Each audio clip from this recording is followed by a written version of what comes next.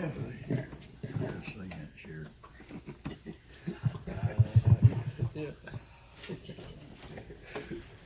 of you who have your Bibles, you go ahead and turn to 1 Corinthians chapter 2.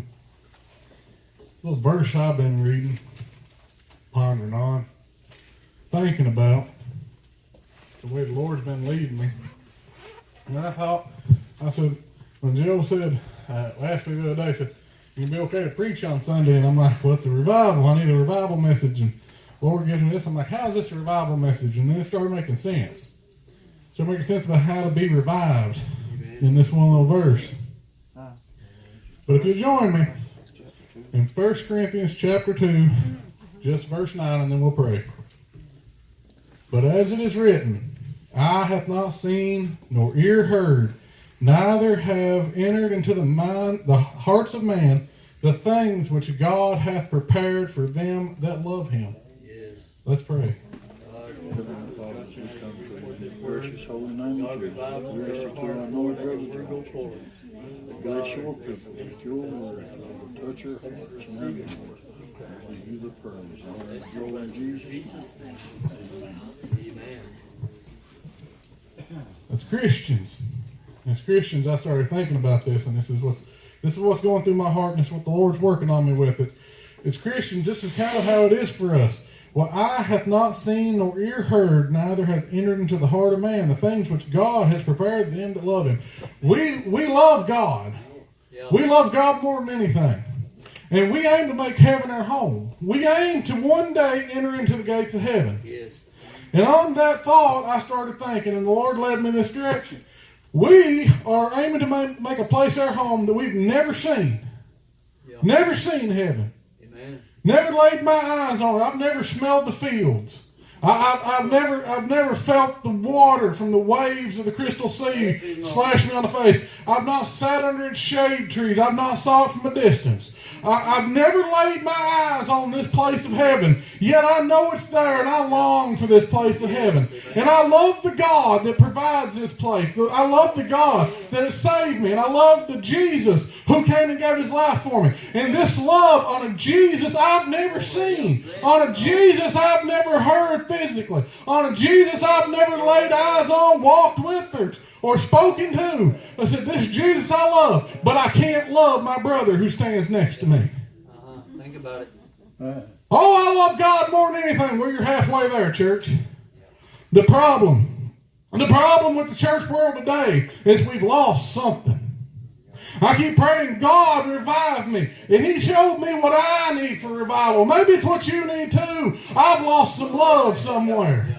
Think about it. This world has been divided. This world has split in two. Don't believe me? Turn on the news. This world has been split in two. It is no longer we the people. It's us versus them. It's right versus left. It's Christians versus non-Christians. Even the preachers are preaching about it. So I heard, it wasn't directly, and I'm not talking about anybody, but I even heard Hagee talking about us Christians and them non-Christians. So we have divided ourselves and drew lines in the sand. We have stopped caring for our brother. We stopped caring for our brother. And Jesus even asked him, how can you love God, whom you've not seen, yet you hate your brother who you do see, who was made in the image of God. Now, before anybody wants to misconstrue me or the devil wants to say, I ain't talking about condoning sin. I ain't talking about saying homosexuality is right. I ain't talking about saying it's okay to be a drug addict. I ain't saying it's okay to go out and party and do all sorts of wicked things and lie to people. I ain't saying that. But even in the Bible though, right in Proverbs, we was reading on the way up here, in Proverbs chapter 6, what was it, verse 19 was it, or 16? It's somewhere in there. It said, these are the things which God hates, a lying tongue, a proud look, a crooked witness who brings up evil. It's the things which God hates. God hates no man. He only hates the actions a man chooses. He only hates the actions and the evils he does. But he still loves that man. Because Jesus saw people who did these things. He saw people who broke his commandments. He saw people who despised him and worked against him. And yet he still left the throne room of God. He still left the right hand of power. He came down and was born a man. And he walked on Calvary and was nailed to a cross for those people. He came and died for these evil sinners. And he did it out of love. And he expected us to do the same. Yet somehow we have lost our love. We are no longer concerned with loving our brother who is misguided. We're simply judgmental. Oh, you are a sinner and you're going to hell. And we're kind of proud of telling people that. Oh, you're going straight to hell for your actions. Jeremiah was a weeping prophet. Jeremiah cried and he wept. He preached hellfire and brimstone. But he looked and saw his brothers and sisters. He saw his misguided brothers and sisters going down a path of destruction. And he mourned for them. When he preached hellfire on them, it wasn't out of anger, it wasn't out of rage, it was out of sorrow. He said, if my eyes were wells of water, that I could weep day and night for them. Said he wanted to weep for them because he knew their mistake. He didn't want the destruction. He gave the message of God, but he did it in love. Please turn away from your sin. And that's what we're missing today. Yeah. You want revival? Let's find our love. Yeah. Come on. What is the greatest of all commandments? Love your God with all your mind, your heart, and your soul. This is the greatest of commandments. And the next being, love your brother as you love yourself. On these two hinge all the law. Yes, amen. I can't reiterate it enough. Can't reiterate that enough. On these two hinge all the law. Amen. Think about it. Think about what love covers all. The gospel came from love. Amen. For God so loved the world. Not God so loved the Christian. There were no Christians. For God so loved the saints, the men who lived up to his standards. No. For God so loved the world. For God so loved the people. He gave his only begotten Son, that whosoever shall believe in him shall not perish. Jesus made a promise. He said, the things you saw me do, ye shall do greater. We stopped short on that. Jesus turned water into wine, we shall do greater. Jesus healed a leper, we shall do greater. Jesus healed the blind, we shall do greater. Jesus loved the sinner. Whoa, now, wait a minute. I don't know about that, Lord. Jesus never once condoned the sin. He told them point blank what they did. The woman at the well, go find your husband. Lord, I don't have a husband. Well, you speak rightly. You've been married 5 times and the man you shacked up with ain't your husband. That's right. He told them how it was, but he loved them nonetheless. He sat in their house and he ate with them.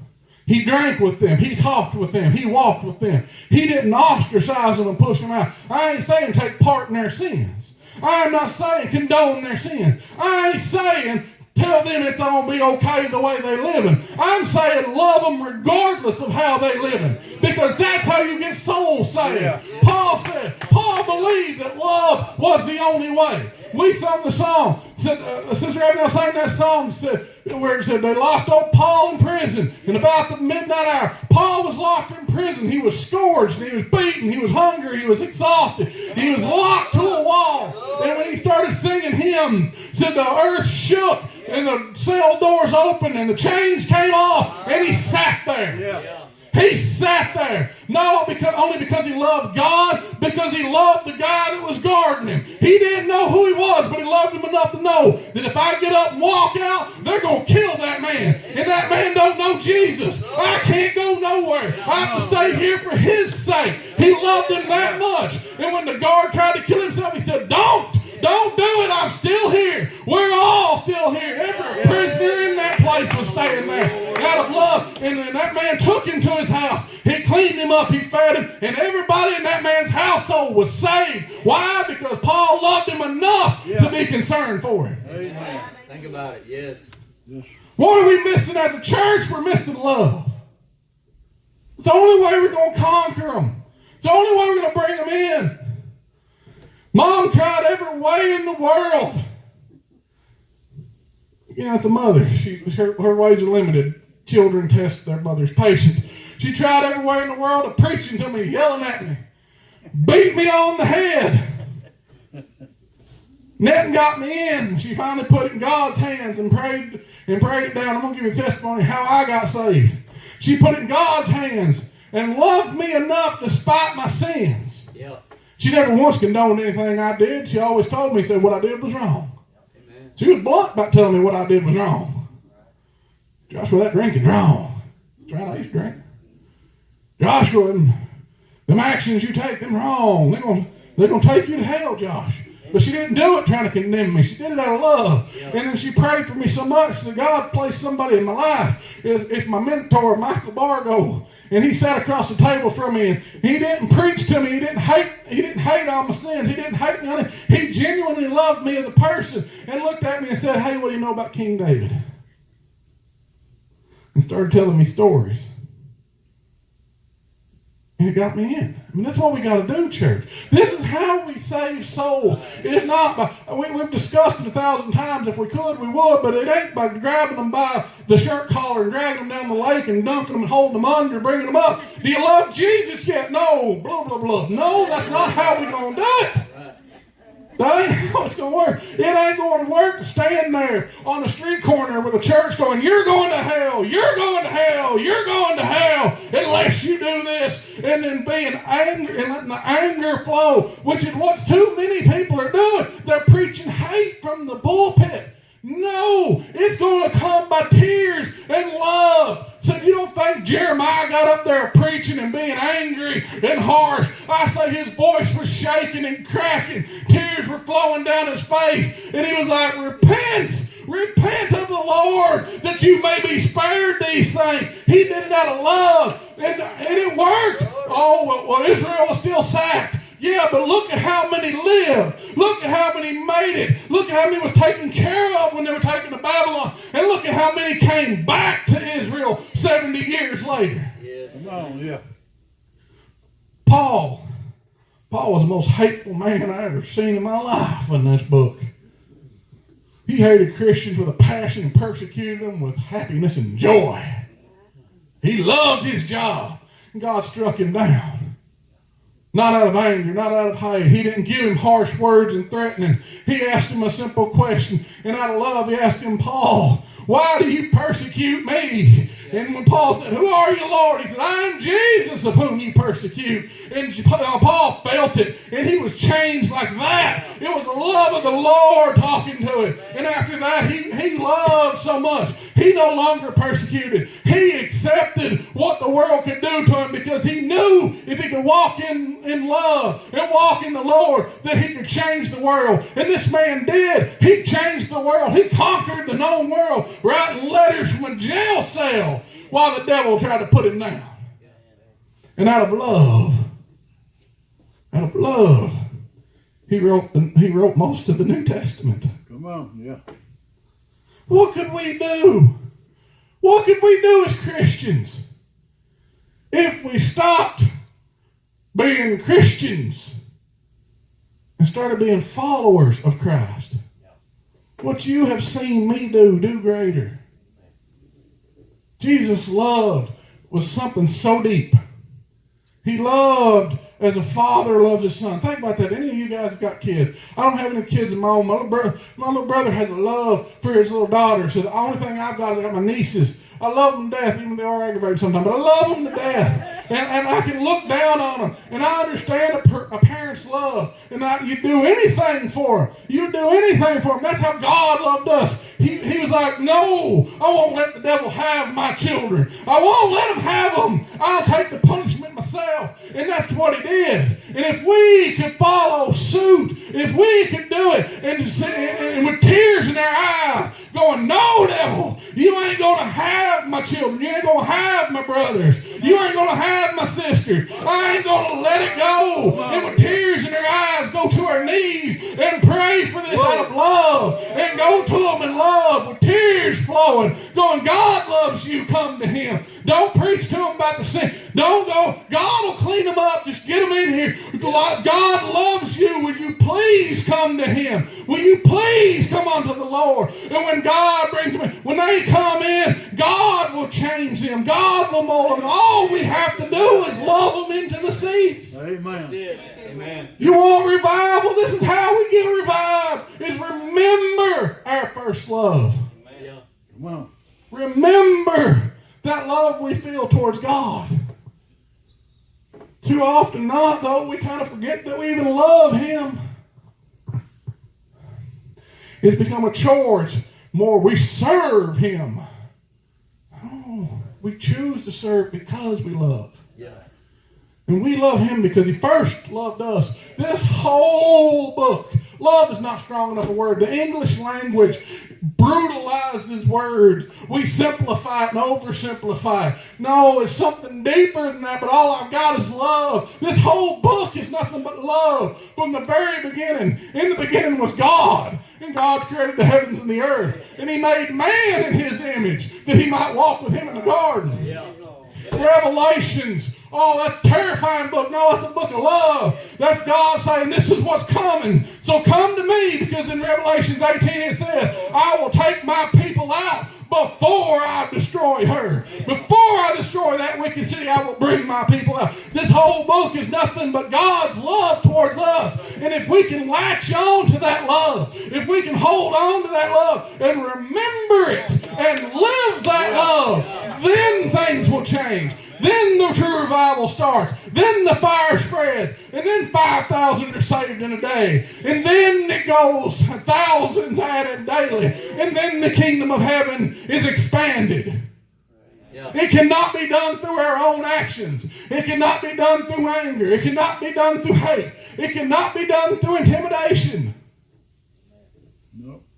Jesus gave a parable of the seeds. It had meaning. Some fell amongst the thickets. Some fell on the rocks and the stony ground. And some fell in good soil. Which ones do you think fell on the stony ground? That's one you browbeat in there. You forced it in and you beat it into them. And said that they've hardened themselves up to it. They know the word. They accept it for a little while. But when something comes, they draw out and they go, no, I'm done.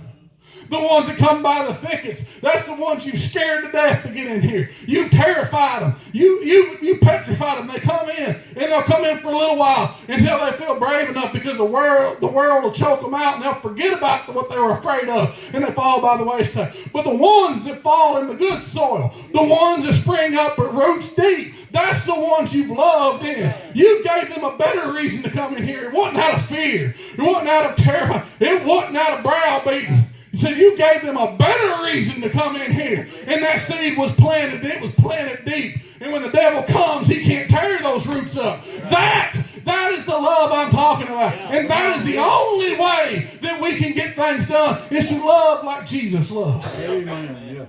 Yeah. Good preaching. How did Jesus love?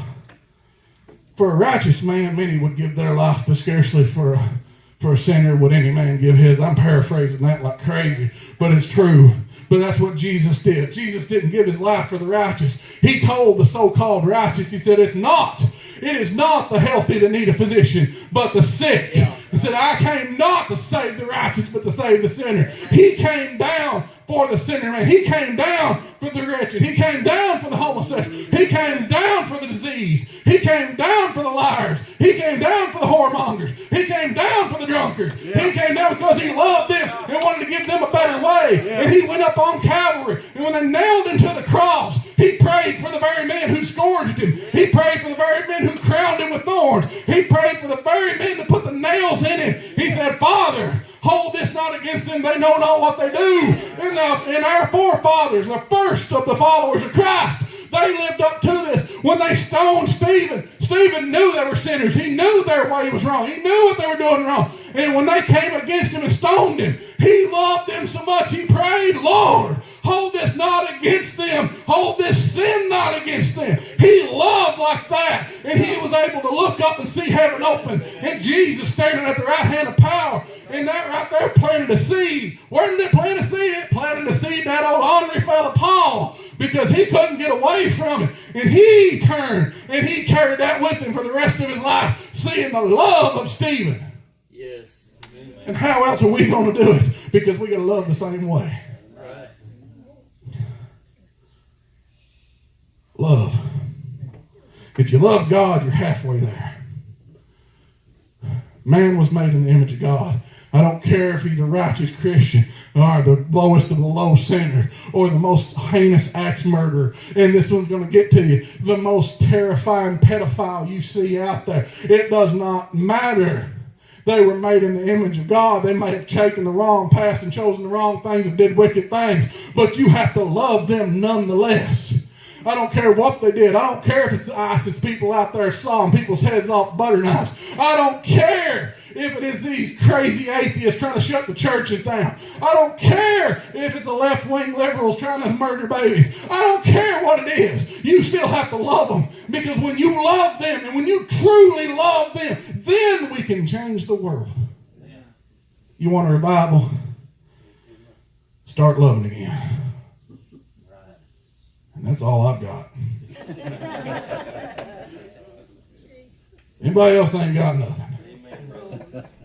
I say we find us a place and pray and have the Lord remind us again how it is we're supposed to love. And think back on your life for a minute. Think back on each and every one of your lives, because I don't care how good you think you are. You were low down and dirty just like me. And try to think to yourself. Try to think to yourself for a second. How was it that God loved me? Lord, help me love others the way you loved me when I was like that. Yeah. With that, let's find this place and pray.